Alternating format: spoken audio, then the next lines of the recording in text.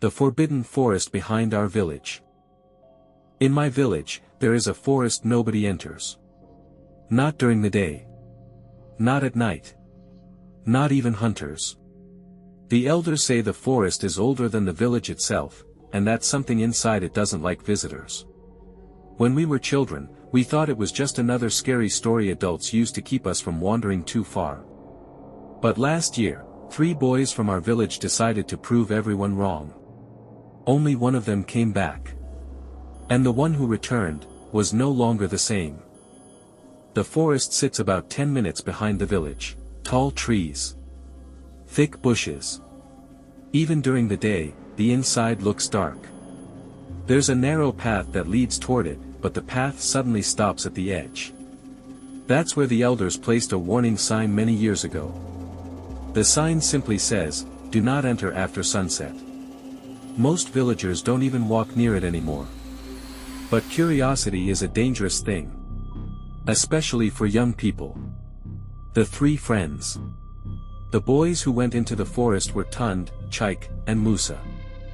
They were known for always doing dangerous things. Climbing tall trees. Swimming in deep rivers. Exploring abandoned places. One evening, while everyone was gathered near the village center, they started talking about the forest. Tund laughed. "All these stories are just lies to scare people." Chaik nodded. If something was really inside that forest, someone would have seen it by now. Musa wasn't so sure. "My grandfather told me people used to enter that forest long ago, but many of them never came back." Tund smiled. "Then let's find out the truth." The plan. They decided to go into the forest at night. Midnight. When everyone in the village would be asleep. They wanted to record everything on their phones. Their plan was simple: walk deep into the forest. Stay there for 30 minutes. Then return and show everyone there was nothing to fear. But they didn't know something important. The forest was not empty. It was waiting. Entering the forest. At exactly 12:10 a.m., the 3 boys reached the edge of the forest. The moonlight barely touched the ground beneath the trees. The air inside felt colder than outside. Musa hesitated. "Guys, something feels strange." Tund laughed again. "That's just fear." He turned on his flashlight and stepped inside. Chaik followed. After a moment, Musa followed too. The deeper they walked, the quieter the world became. No crickets. No birds. No wind. Just silence. The kind of silence that makes your ears ring. The first sound. About 15 minutes later, they heard something. A sound coming from deeper in the forest. A soft knocking noise. Knock. Knock. Knock. Chaik stopped walking. "Did you hear that?" Tund nodded. "It's probably just wood hitting something." But Musa looked nervous. The knocking sound continued. Slow. Rhythmic. Like someone tapping on a tree. Something watching. Then Tund noticed something strange. "Wait, turn off the flashlight." They stood in darkness.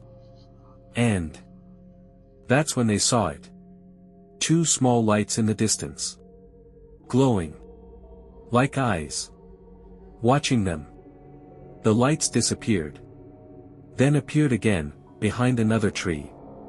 Musa whispered, "Let's go back." But Tund shook his head. "No. Let's see what it is."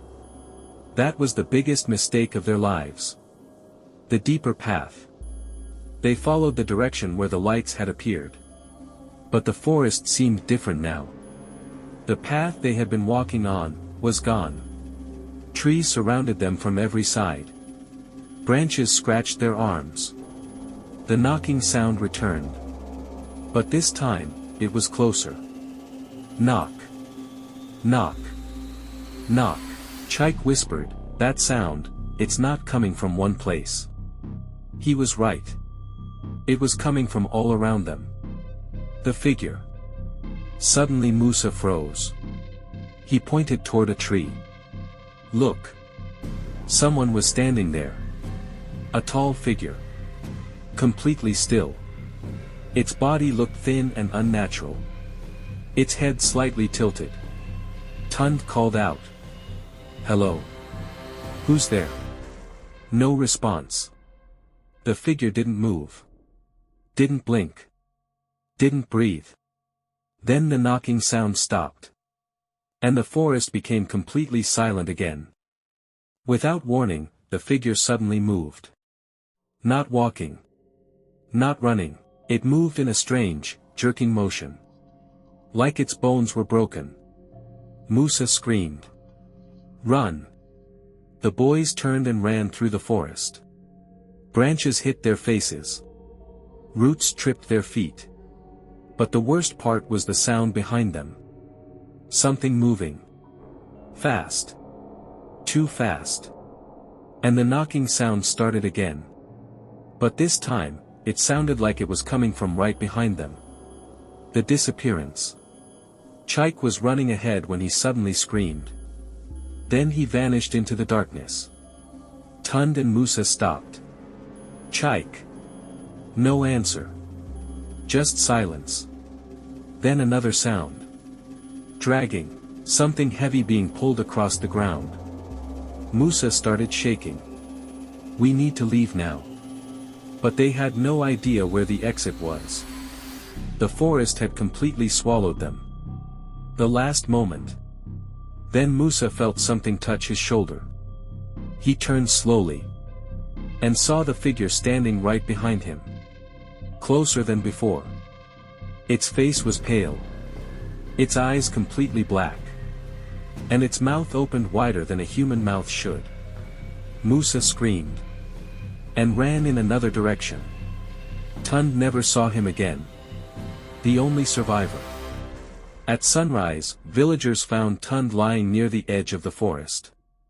Unconscious. Want to know what happens next? Comment yes below.